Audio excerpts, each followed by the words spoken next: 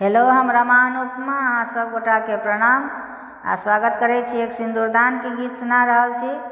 जँ नीक लागे तऽ लाइक शेयर कमेंट जरूर करब और चैनल के सब्सक्राइब कऽ लेब।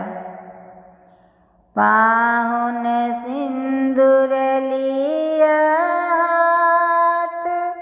सोन सुपारी के साथ, पाहुन सिंदूर लिया हाथ सोन सुपारी के साथ, सीता उघारी लिया माथ सिंदूर लाएले, सीता उघारी लिया माथ सिंदूर लाएले।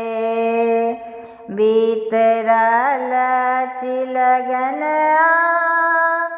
धनुष कलाओ भांग, बीतरल चिलगन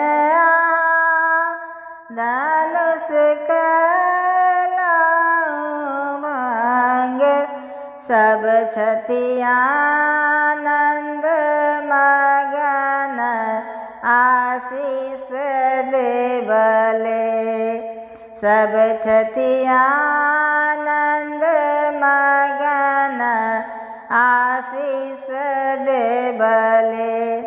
पाहुन सिंदूर लिया हाथ सोन सुपारी के साथ, सीता उघारी लिया माथ सिंदूर लाएले, सीता उघारी लिया मांग सिंदूर लाएले।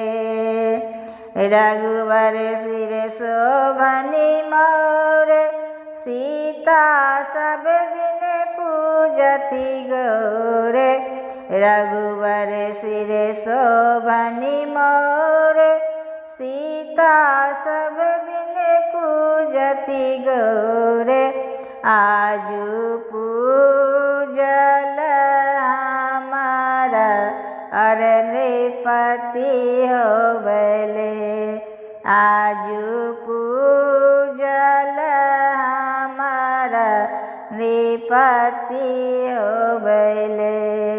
पाहुन सिंदूर लिया हाथ सोन सुपारी के साथ, सीता उघारी लिया मांग सिंदूर लाएले, सीता उघारी लिया मांग सिंदूर